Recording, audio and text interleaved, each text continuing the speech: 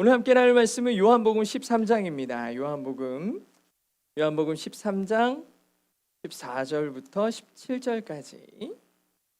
찾으셨으면 우리 같이 한 목소리로 읽도록 하겠습니다. 내가 주와 또는 선생이 되어 너희 발을 씻었으니 너희도 서로 발을 씻어주는 것이 옳으니라. 내가 너희에게 행한 것 같이 너희도 행하게 하려 하여 본을 보였노라.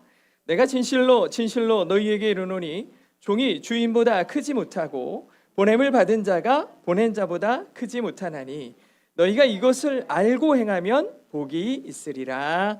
아멘. 오늘은 성경을 펴고 같이 보시면 좋은데요. 오늘 사순절 세 번째 말씀으로 하나님을 아는 것, 하나님을 알게 하는 것, 이 말씀의 제목으로 함께 은혜를 나누도록 하겠습니다. 요한복음에서는 예수님의 예루살렘 입성 후에 바로 제자들의 발을 씻기는 그 저녁 식사, 최후의 만찬이라고 부르죠. 그 최후의 만찬의 이야기가 바로 13장에 나오기 시작합니다. 예수님께서 제자들의 발을 씻기신 후에 하신 말씀이 오늘 본문 말씀입니다. 예수님께서 제자들과 식사를 하시다가 갑자기 자리에서 일어나시죠. 저녁 잡수시던 자리에서 일어나 겉옷을 벗고 수건을 가져다가 허리에 두르시고 이에 대야에 물을 떠서 제자들의 발을 씻으시고 그 두르신 수건으로 닦기 시작하여 발을 닦아주고 수건으로 그 발에 물기를 또 닦아주는 이 장면이 나옵니다.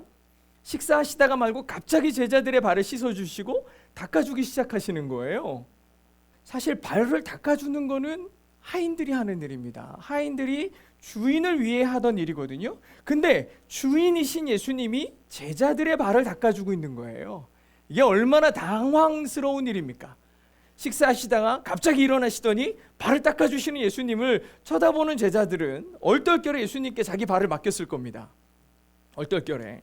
상황이 이해가 안 가겠지만 너무나 갑작스러운 상황에 너무나 송구스러운 일을 예수님께 저질러 버린 거죠. 저도 궁금했어요. 왜 예수님이 갑자기 이렇게 하셨지? 라는 생각이 들었습니다. 사실 요한복음에는 기록되어 있지 않지만 누가복음 22장에는 예수님께서 제자들의 발을 닦아주시기 전 상황이 기록되어 있거든요. 뭐라고 기록되어 있냐? 24절에 보니까 또 그들 사이에 그중 누가 크냐 하는 다툼이 난지라 라고 써 있는 거예요. 제자들은요, 성공적인 예루살렘 입성을 한 후에 이제 미래에 대한 기대를 안고 이 예루살렘 성을 돌아다닙니다. 예수님이 성전을 정화시키고 보는 사람마다 예수님 하면서 막 난리가 난 거예요. 모든 사람들이 예수님을 통해, 이 제자들 특히 예수님을 통해 이제 미래에 대한 자기에 대한 고민이 시작됐죠. 실질적인 고민인데 누가 더 큰 자인가? 누가 더 큰 자인가? 누가 예수님하고 더 친한가? 이런 것들이 자기 머릿속에 이제 골몰하기 시작했어요. 사람들이 모이잖아요. 사람들이 이렇게 많이 모이면은 누가 내 편이지?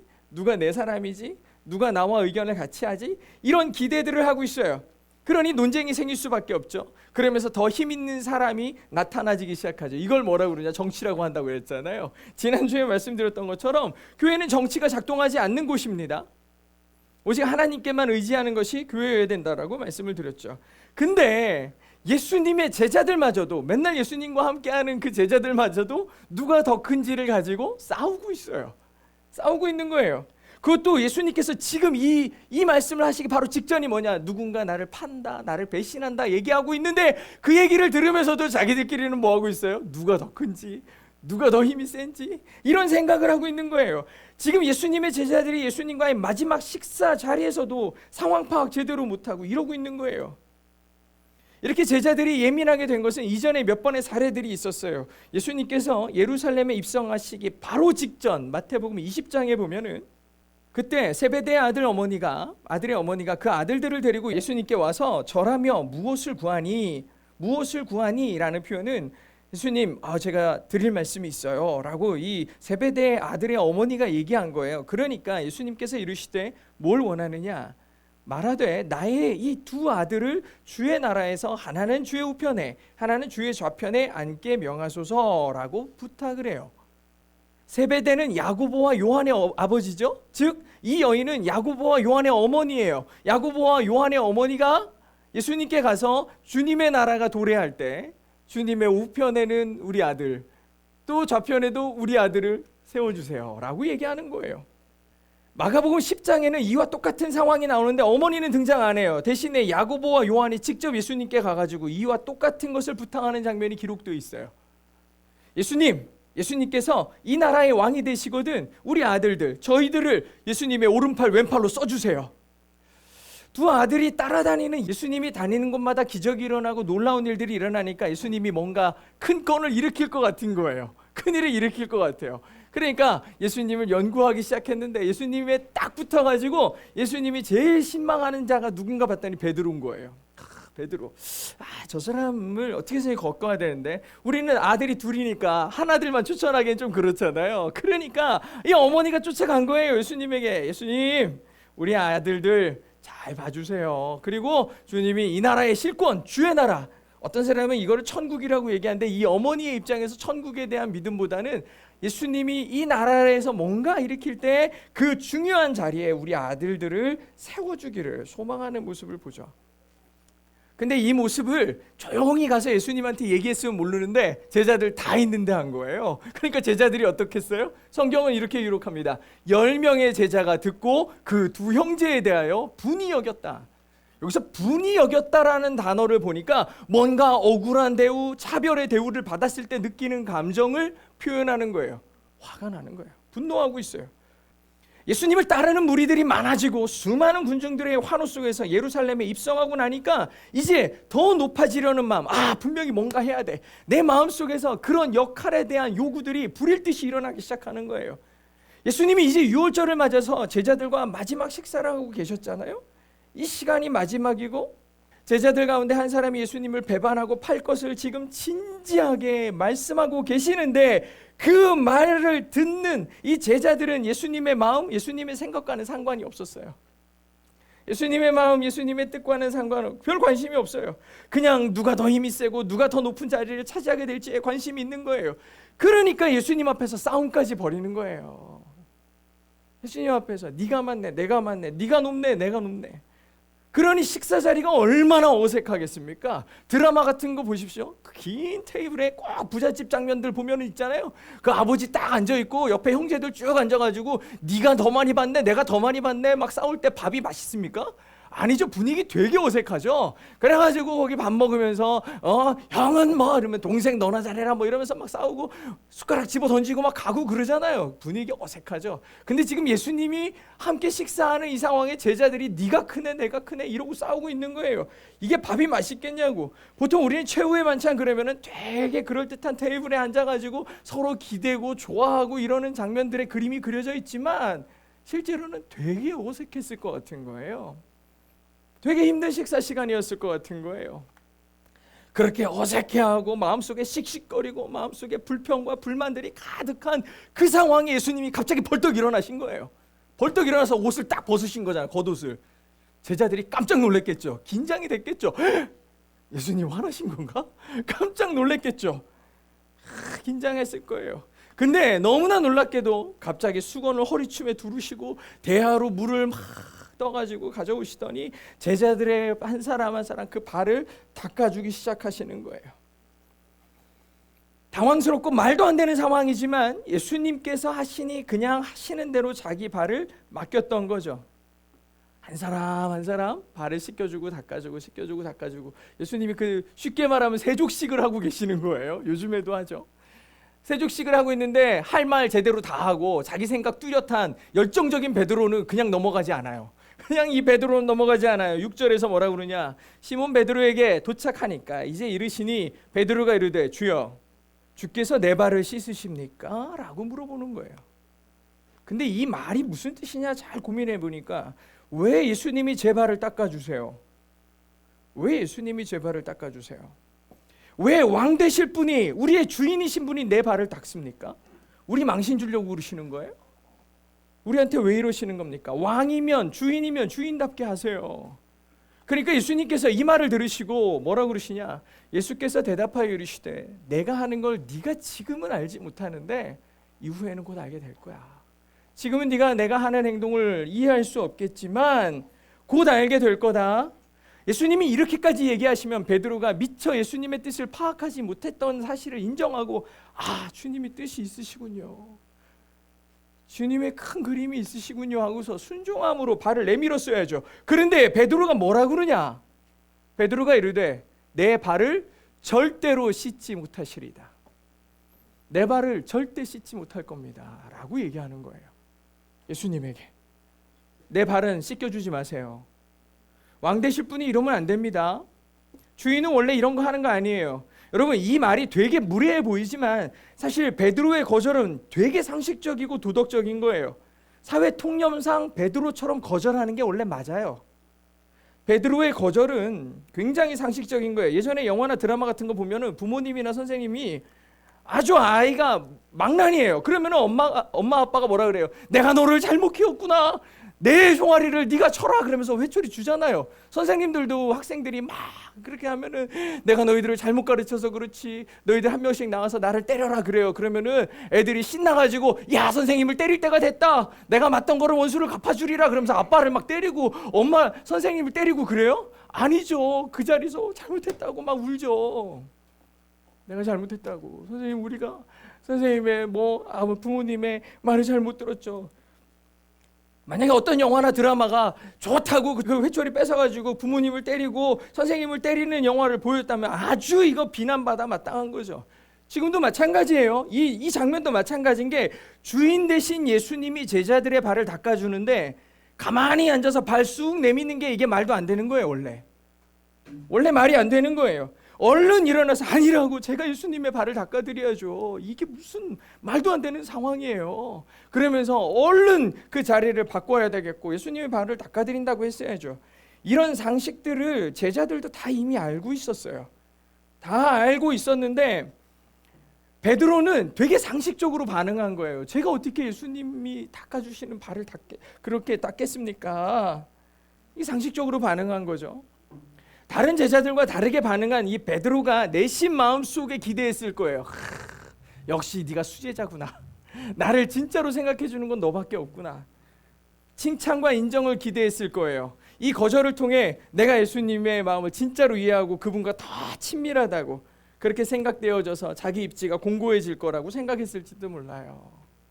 근데 예수님이 바로 이어서 대답하시는데 뭐라고 얘기하셨느냐? 이 말을 듣고 베드로는 엄청 충격을 받았을 거예요. 뭐라고 대답했냐? 같이 읽어보겠습니다. 시작. 예수께서 대답하시되 내가 너를 씻어주지 아니하면 네가 나와 상관이 없느니라. 예수님의 대답은 베드로가 예상했던 것과는 정반대였어요. 왜 이런 대답이 나왔을까? 왜 베드로가 그렇게 예수님을 생각해가지고 예수님의 입장에서 나름 되게 의롭고 도덕적인 대답을 했는데 왜 예수님은 정반대로, 베드로 예상과는 정반대로 대답했을까? 이거는 예수님의 뜻은 변함없었지만 베드로가 미처 예수님의 진심, 예수님이 형식적으로 그저 대충 하는 행동이 아니었다는 사실을 몰랐던 거예요.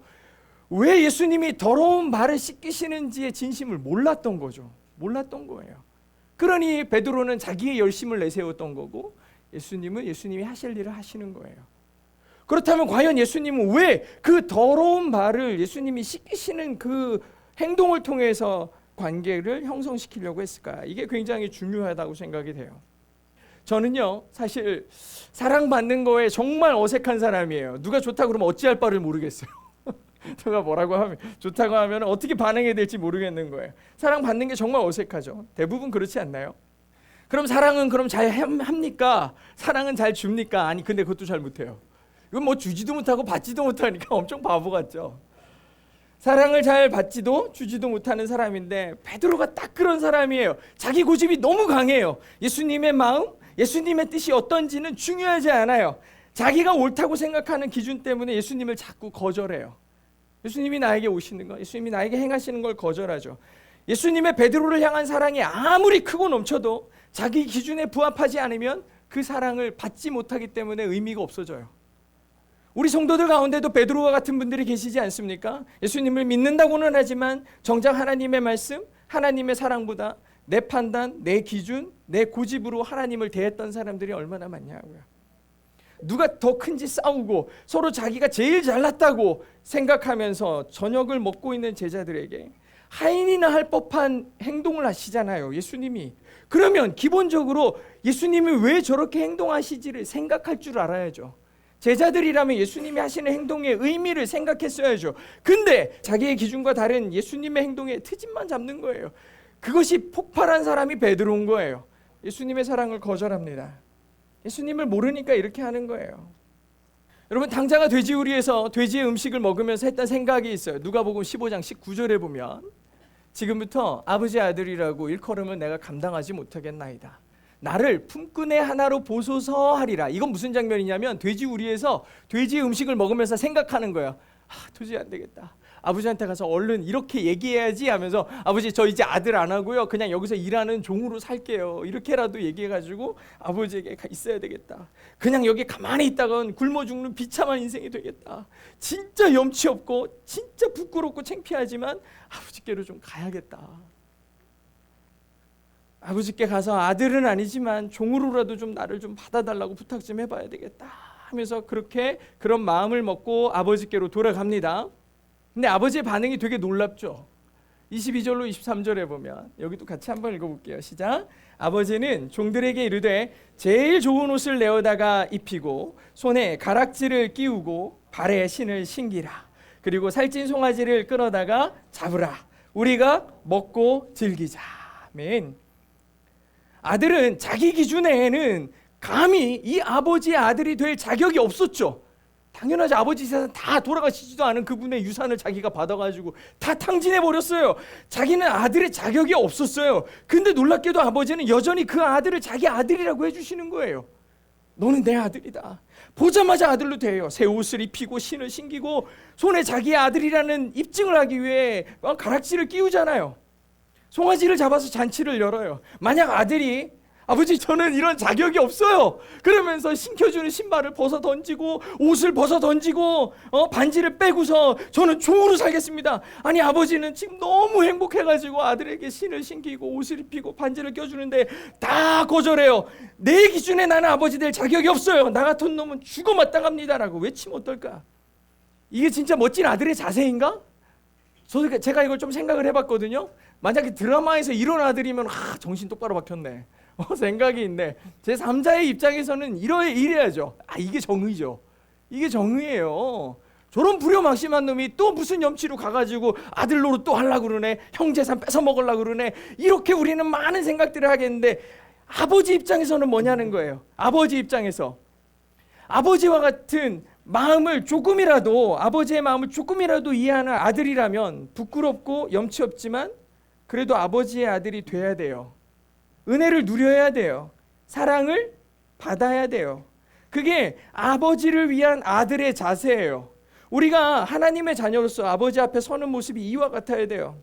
어떤 분들은 맨날 눈물 흘리며 벌레만 또 못하다고 고난당해 마땅하다고 하면서 신앙생활을 하는 분들이 분명히 계세요. 근데 그분들의 그 신앙적 겸손을 비하하는 게 아니라 이미 용서하시고 사랑한다고 하시는 아버지의 마음에도 불구하고 계속해서 구원의 감격과 감사보다는 계속해서 죄인됨에 대한 비관과 슬픔으로만 산다면 여전히 우리는 돼지우리에 있는 탕자와 같은 인생을 계속 사는 거예요. 아니 아버지가 괜찮다고 구원해 주시고 내가 너를 사랑한다 얘기하는데 저는 받을 자격이 없어요. 저는 그럴 만한 자격이 없어요. 계속 그러고 있는 거야. 우리가 하나님의 사랑을 받는 자로 주의 구원의 놀라운 역사를 받은 자로 사는 그 감격이 없는 거예요. 아버지를 너무 초라하게 자꾸 만들어요. 용서하시는 아버지의 마음을 알면 그 용서를 받을 줄 알아야 돼요. 나를 사랑한다고 하시는 아버지의 마음을 알면 사랑을 받을 줄 알아야 돼요. 그게 아버지가 우리에게 해주고 싶은 거거든요. 하시고 싶은 거예요. 그거를 받을 때 겸손한 거예요. 자기의 연약한 처지를 인정하는 겸손이 아니라 아버지의 사랑을 받는 게 겸손인 거죠. 제가 어렸을 때 집에서 잘못하면은 아버지가 어마하게 혼낸 적이 있었어요. 어마하게 혼내시면서 아버지가 하시는 말씀, 당장 나가버려 막 이래요. 저는 조용히 문 열고 나갔어요. 저는 그렇게 생각했어요. 나는 이 집에 있을 자격이 없다. 내가 아버지의 부끄러움이 되겠구나. 근데 이 집 안에 도움이 안 되는구나. 이러면서 조용히 문을 열고 나갔어요. 나가다가 잡혀가지고 더 맞았어요. 나가란다고. 왜 나가라더니 나가니까 때리냐고. 근데 제 동생은요, 나가라니까 막 집안이 떠내려가도록 울어요. 막 울어.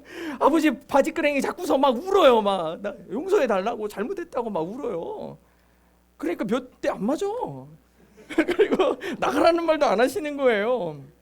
저는 그때 너무 이중적이다. 나가라고 하더니 나가니까 혼나고, 나가라고 안 나가고 바지끄댕이 붙잡고서 그렇게 하는 놈은 용서해주고 괜찮다고 그러고, 정말 그때는 이해가 안 됐어요.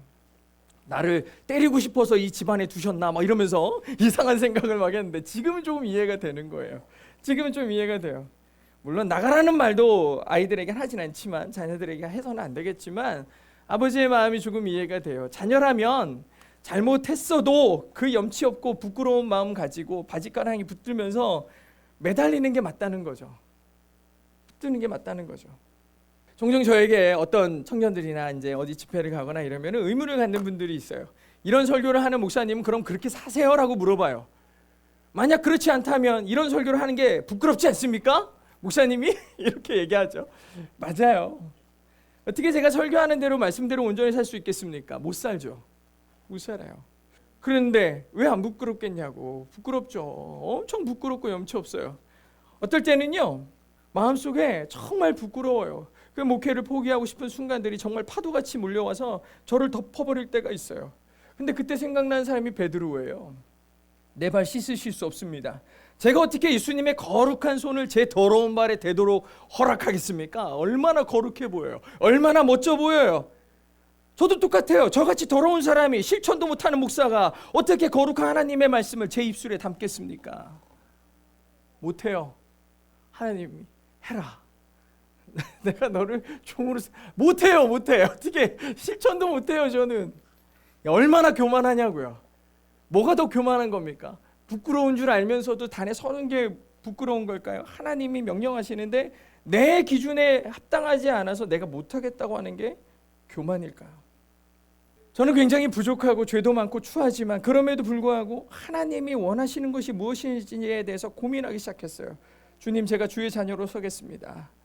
주의 종으로 주의 말씀을 전하는 것, 그것이 겸손이라는 거죠. 내 기준이 무너지고 하나님의 뜻이 기준이 되는 것이 하나님을 제대로 아는 것이고, 그리고 그것이 아버지를 대하는 진짜 아들의 자세인 거죠. 그래서 오늘 이 자리에 서는 것이 좀 두렵고 부끄럽지만 주님 앞에 겸손히 서서 주님의 말씀을 전하는 거예요. 저한테 오셔가지고 똑바로 살으라고 하셔도 저도 설교하면서 저도 이렇게 살으려고 애를 쓰는 거예요.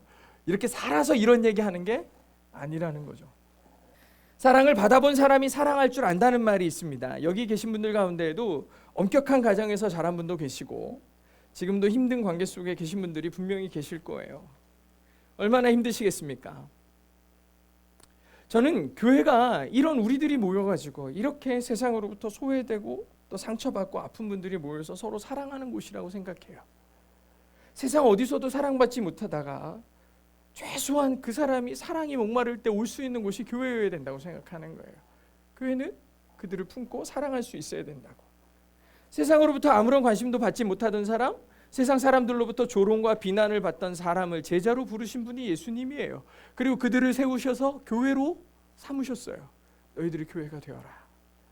예수님께서 제자들과 지낸 3년은 훈련의 기간이기도 했겠지만 무엇보다 사랑을 주는 기간이었어요. 배고플 때 먹이시고 아플 때 고치시죠. 죽음의 위기에서 살려주시고 사랑하는 사람을 잃은 사람과 함께 울어주세요. 병들어 아픈 사람도 고쳐주시고 딸을 위해 체면을 다 버리고 달려와 우리 딸을 살려달라고 하는 그 아버지의 눈물을 닦아주시고 그 손을 잡아주시는 분이 예수님이셨어요. 하나도 사랑 아닌 게 없었어요. 제자들이 보고 듣고 경험한 건 모두 사랑이었어요. 그러니까 예수님이 베드로를 파송하시면서 뭐라고 물어요? 요한의 아들 시몬아, 네가 나를 사랑하느냐? 예수님과 함께하는 기간 동안 받았던 사랑을 통해 너도 나를 사랑하느냐라고 질문하시잖아요. 자기 양을 부탁하시기 전에 확인하신 것이 사랑이었어요. 예수님이 그들을 사랑하신 것처럼 너희들도 사랑할 수 있느냐라고 물어보는 거예요. 받았느냐? 너도 해야지. 이게 그리스도인의 자세라는 거예요. 우리도 우리를 향한 십자가의 사랑을 느껴야 돼요. 하나님의 은혜에 감격해야 돼요. 그렇게 그 사랑과 은혜가 우리 삶에 넘쳐나야 그 사랑이 전달되는 거예요. 그냥 흘러 넘쳐야 돼요. 어쩌다가 그때 너 언제 은혜 받았니? 내가 그때 10년 전에 어디 갔을 때 그때 진짜 은혜를 많이 받았어. 그럼 그 다음은 뭐야? 10년 전, 20년 전에 예수님을 만났던 감격, 그 기쁨을 무슨 마른 수건 짜듯이 쥐어 짜가지고 그걸 짜서 그 조금의 사랑 가지고서 사랑하십시오, 이웃을 도우십시오, 주님을 위해 사십시오라고 얘기하는 게 아니라고요. 그 기억도 안 나는 그 사랑 가지고 하라는 게 아니라고. 이미 우리 안에 넘치도록 부으시고 계시기에 그걸 경험해라. 차고 흘러 넘치도록 해라 라고 얘기하시는 거예요. 지금도 여전히 우리를 사랑하시는 그 하나님의 사랑은 변함이 없어요. 그러니 그걸 경험해라. 주님이 너를 사랑한다. 이걸 경험해라. 발을 씻겨주시면 일단 아무리 더럽고 냄새나는 그 발을 주님께 맡길 줄 알아야 된다는 거. 그걸 경험해야 돼요. 내 발을 씻기시는 주님을 봐야 내가 다른 이의 발을 닦을 수 있는 게 되는 거야. 그 경험이 있어야죠. 그 사랑이 있어야죠.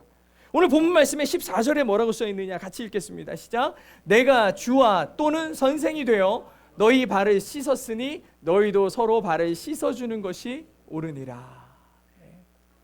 너희들도 서로 발을 씻어주는 게 옳으니라. 내가 너희 발을 씻겼으니 너희도 서로 씻겨주는 게 맞다. 사랑을 받았니? 그럼 너희도 서로 사랑해주는 게 맞다. 은혜를 받았느냐? 그럼 너희도 은혜를 나누는 게 맞다. 오늘 말씀의 제목이 하나님을 아는 것, 그리고 하나님을 알게 하는 것입니다. To know God, 하나님을 알고 그 다음에 그 하나님을 아는 것을 다른 이들도 알게 하는 게 그리스도인의 자세라는 거죠.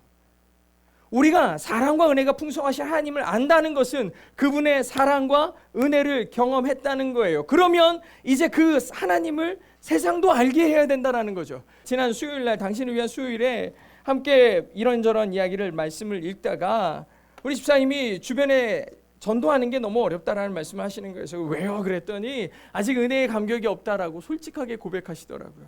To know God, 하나님을 아는 것이 아직 내 안에 없더라고요 라고 얘기를 하시는 거예요. 그래서 더 많이 말씀 붙들고 더 많이 말씀을 읽으면서 주님을 알고 싶어 한다는 거예요. 정말 귀한 마음 아닙니까? To know God이 있어야 그 다음에 세상이 알게 하는 과정이 있는 거거든요. 저는 학창시절에 체육대회에 나가면요 꼭 그 육상 반대표를 했습니다. 달리기 반대표를 했는데 여러분 체육대회 꽃은 언제입니까? 마지막 육상 계주죠. 육상 계주에서 모든 결판이 나요. 앞에까지 점수를 다 합쳐도 뭐 500점 이건데 계주 하나에 500점이잖아요. 그래가지고 역전이 되고 막 이러니까 계주 중요합니다. 이 계주에서 진짜 승리의 관건은 빨리 달리는 것도 중요한데 진짜 중요한 건 바톤 터치예요.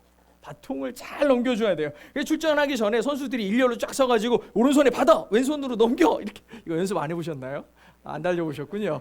저는 오른손으로 받아서 왼손으로 넘겨서 이렇게 딱.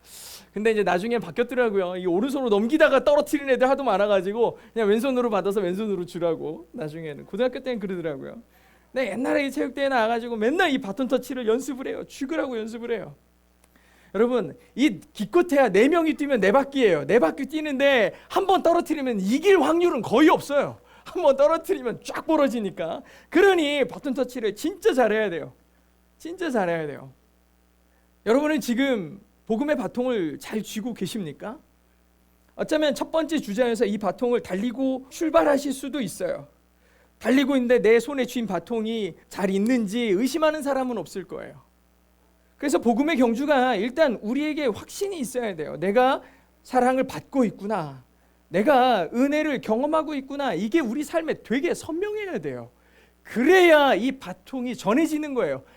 우리의 세대가 복음과 하나님의 사랑에 대해서 희미한데 이걸 누구에게 주겠냐고요. 그 다음 세대들에게 어떻게 줘요? 그 사람들이 물어볼 거 아니에요. 도대체 하나님의 사랑이 뭐니? 나도 사실 잘 몰라. 교회 다녀봐. 은혜가 뭐야? 은혜 나도 잘 몰라. 우리가 희미하면 그 다음은 없는 거예요. 내가 쥔 게 없는데, 내가 쥐고 있는 바통이 없는데 뭘 전해주겠다는 겁니까? 제가 이런 얘기를 들은 적이 있어요. 어떤 목사님이, 뭐 물론 꾸며낸 얘기겠지만 어떤 목사님이 강단에 올라갔는데 그날은 설교 준비를 잘 못했나 봐요. 그래가지고 성도들에게 질문하는 거예요. 오늘 제가 무슨 말씀을 전할지 여러분 아십니까? 물어봤더니 몰라요. 당연히 모르죠. 당연히 모르죠. 모릅니다. 그랬더니 목사님이 되게 실망한 표정을 지으면서 내려가더래요. 그 다음 주에 또 올라왔어요.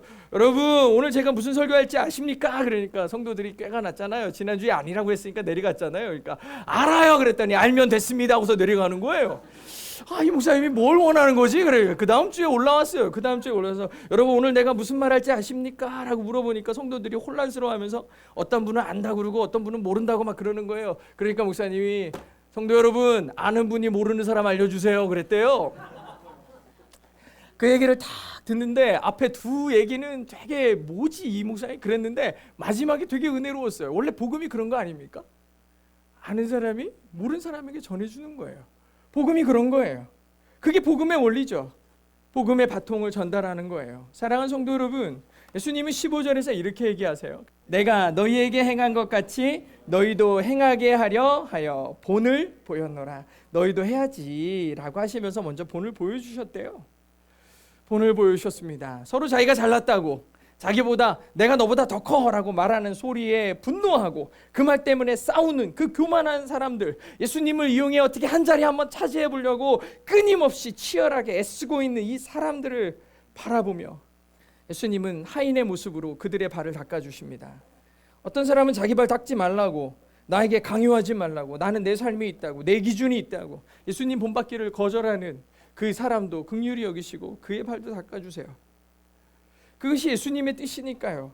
그렇게 우리 발도 닦아주신 거예요. 본이 되어주신 거예요. 우리가 본이 되신 예수님의 뜻을 알잖아요. 그럼 이제 우리도 이 세상에 나가서 예수님의 뜻을 알려줘야죠. 알려줘야 됩니다. 그러기 위해 우리도 섬겨야 돼요. 먼저 여러분의 가족들에게, 이웃들에게, 성도들에게, 세원들에게, 직장의 동료들에게 다가가셔서 섬김의 본이 되어야 돼요. 예수님을 배우시는 거예요. 물론 거절하는 사람들도 분명히 있을 거예요. 복음으로 그들에게 다가갈 때 거절할 수도 있어요. 그럼에도 하십시오. 결국 하나님의 뜻이 이루어지는 거죠. 여러분의 삶에 하나님을 아는 것으로 충만하고 넘쳐나기를 축복합니다. 여러분의 삶을 통해 많은 사람들이 또한 하나님을 알게 되기를, 여러분이 경험한, 여러분을 사랑하는 그 예수님을 알려줄 수 있기를 주의 이름으로 축복합니다.